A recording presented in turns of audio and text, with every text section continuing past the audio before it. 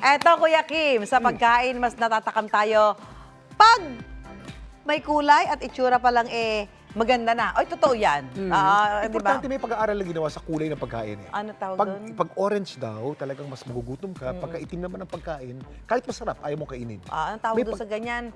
Food porn. Yan, di ba? Oo. Okay, kasi pag nakita mo pa lang sa picture, yung matatakam ka na. Susan, alam mo, don't judge the book by its cover ang datingan ng ibang mga pagkain ngayon. Dapat itong husgahan kapag napunta na sa inyo sa inyong mga tiyan. So, nakain mo na Nakain dapat. mo So, na. don't judge the color. Don't judge the food by its color. Don't judge the food because of the color. Yan, oo. Yan ang kwentong inalam ni Von Aquino. Hindi raw ito napabayaan sa pagluluto. Mukhang sunog pero sinadya raw na itim ang kulay ng mga pagkain ito. Siguradong hindi naman daw magdidilim ang inyong paningin kapag natikman ang lechon de negra at black pink fried chicken.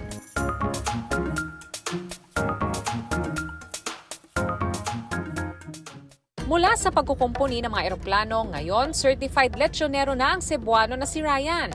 Pero bukod sa siniksik na sarap ng lechon, ang kanilang pakulo, lechon de negra. Umpisahan namin yung Magellan's Lechon sa Parian, Cebu City. So nag-start kami parang ano lang siya, parang stante, parang grab and go lechon, bibili ka, take out. So ito yung store ni Magellan's Lechon. Ito yung monument nila Lapu-Lapu, so nakaharap siya. So parang, ito na yung lechon, let's be friends. Ang tinta ng pusit, shipped all the way from Cebu pa.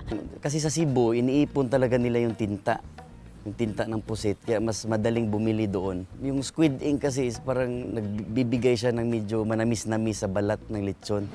Para lutuin, una mo nang ipinapahid ang asin sa loob ng tiyan ng baboy. Saka ipapalaman ang bawang, sibuyas, bell pepper, sili at dahon ng sibuyas. Kapag natahina ang tiyan, papahira ng tinta ng pusit ang balat nito mula ulo hanggang paa. Sunod itong isasalang sa nagbabagang uling at hihintaying maluto sa loob ng 4 na oras.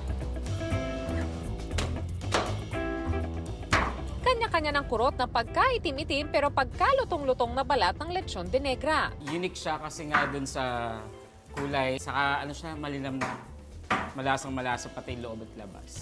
Nagkakahalagang isang buong lechon ng 9,000 pesos.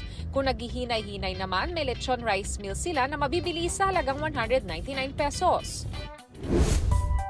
Hindi rin pauhuli ang Korean fried chicken na ito sa Pasig City. Hango raw ang itsura at kulay nito sa bato. Na-develop po itong chicken na ito based po sa Jeju Island because we all know na yung Jeju Island po is created by volcanic eruption and nakuha po yung concept niya sa basalt salt.